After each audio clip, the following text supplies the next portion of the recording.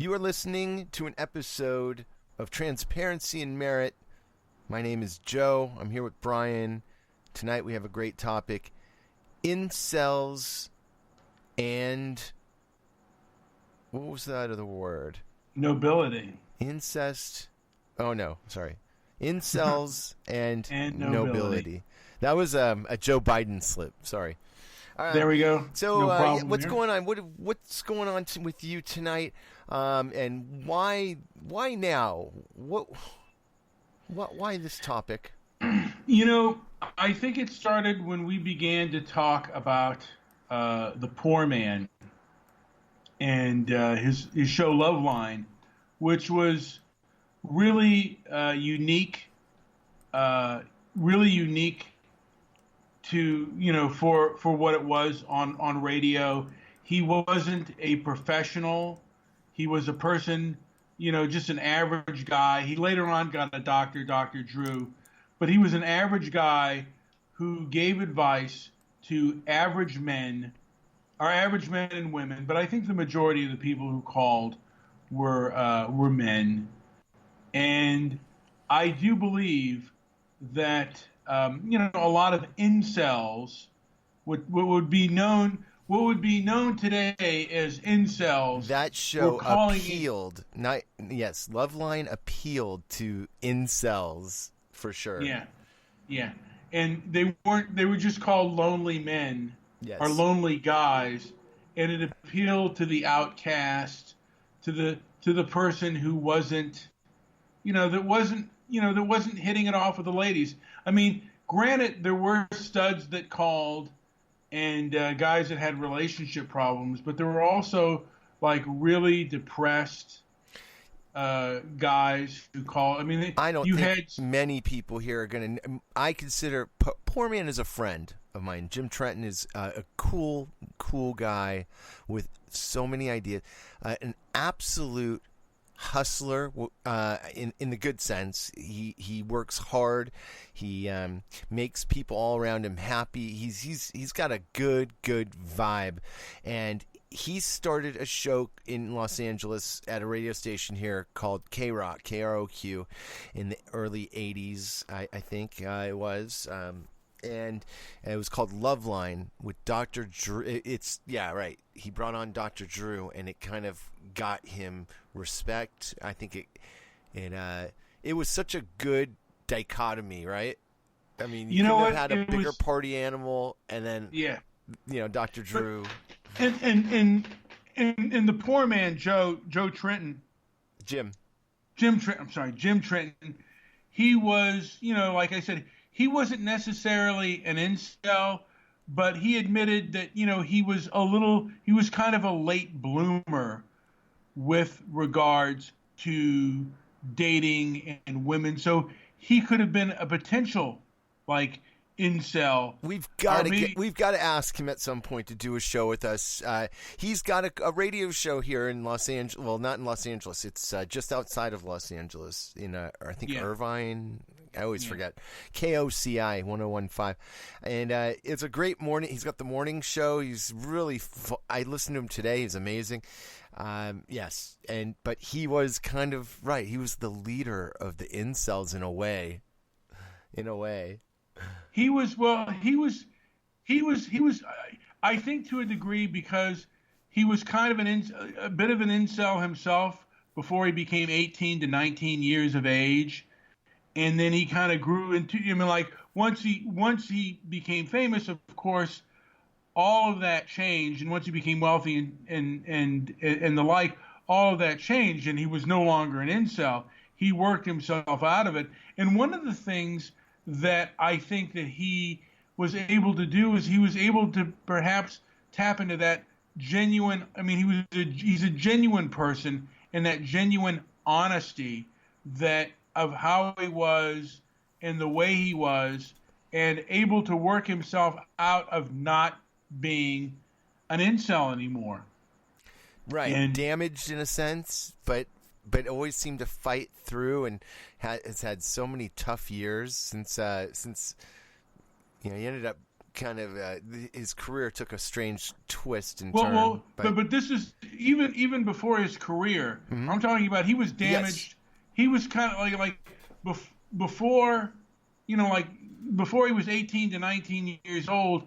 He himself was not a very popular person with the opposite sex, and then things all of a sudden turned. So he could probably help.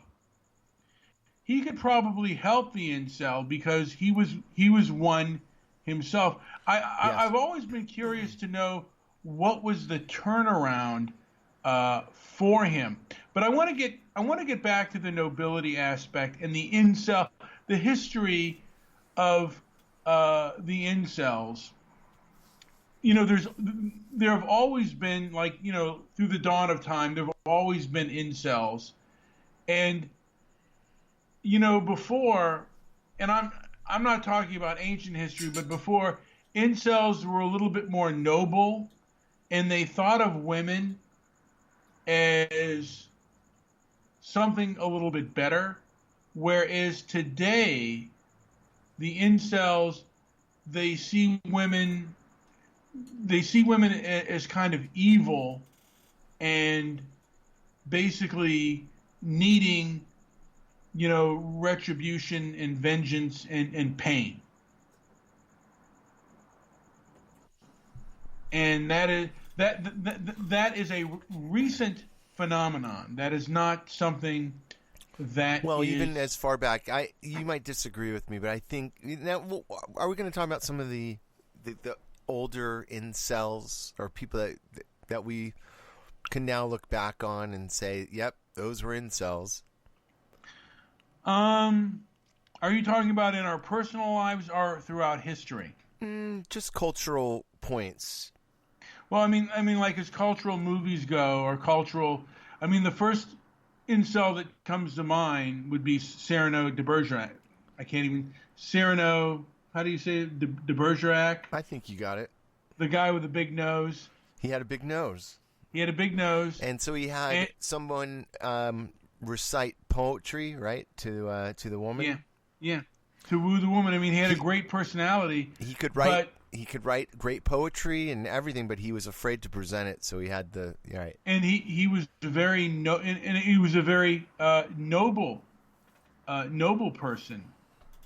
And usually, like I said, men before, there was more chivalry and nobility, and then you jump in, and if we just go a few like many times later in the 70s, you had Travis Bickle, who was also an incel. He was not, and this man was not ugly, but he had personality defects that kept him from basically relating to women in general, but he still, to a degree, felt the need to protect women.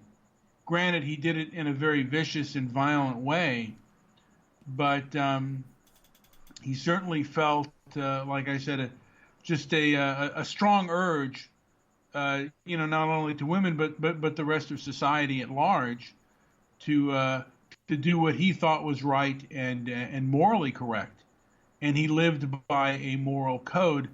I don't think the incels today live by such a code, and they seem to be a little more tinged with narcissism. Like, I'm not getting this, therefore I'm going to, enact my revenge.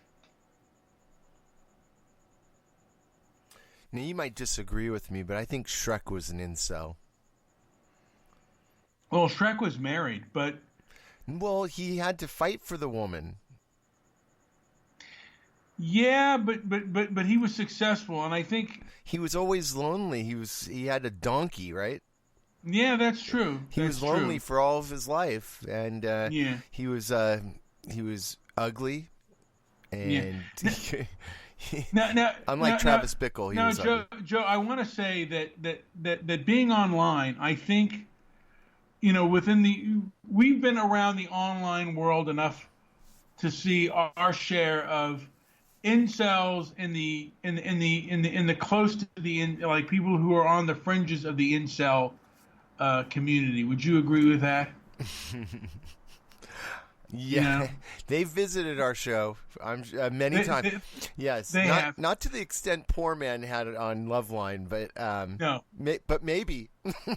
Well, I'll say this. Like I said, Poor Man and that Loveline show was basically it was one of the places where incels had a voice, where they would actually call in late at night and basically vent One their. Of those incels said hi to me tonight on Skype. I could imagine. But like I've said before, and I think,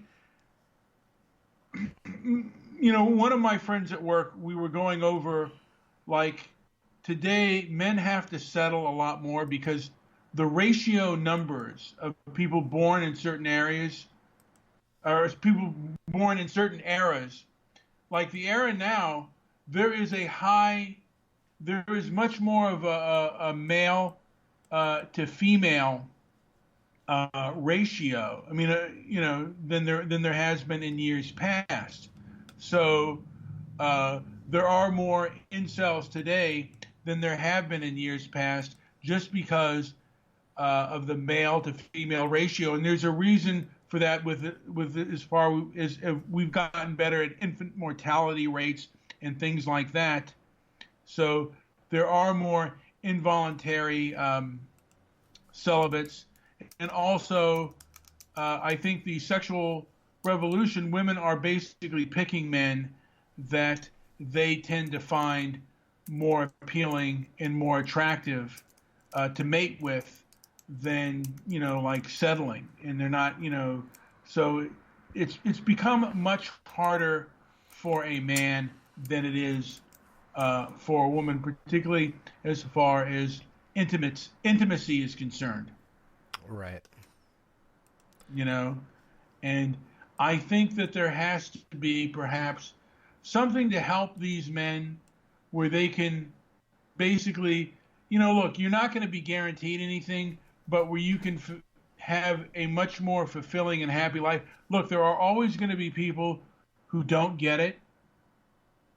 But for those who do, there is perhaps a better road than anger, frustration, taking out your anger on anybody, or suicide or murder. And I'm not, and those are, a lot of people have defined incels by their outliers, like Elliot Rogers. He's an outlier.